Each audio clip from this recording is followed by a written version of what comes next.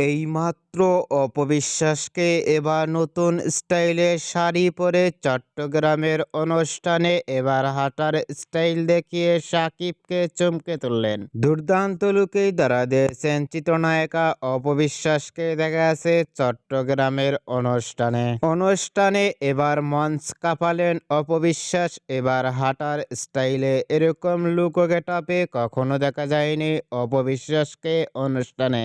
অপবিশ্বাসকে এবার চট্টগ্রামের অনুষ্ঠানে দেখা যাচ্ছে হাঁটার স্টাইল দেখিয়ে ইতিমধ্যেই ভক্তদের অবাক করে দিয়েছেন অপবিশ্বাস। অপবিশ্বাসের ভেরিফাই ফেসবুক পেজে এই ছবিগুলো আপলোড দিয়ে মুহূর্তের মধ্যেই সোশ্যাল মিডিয়ায় ভাইরাল হয়ে পড়ছে।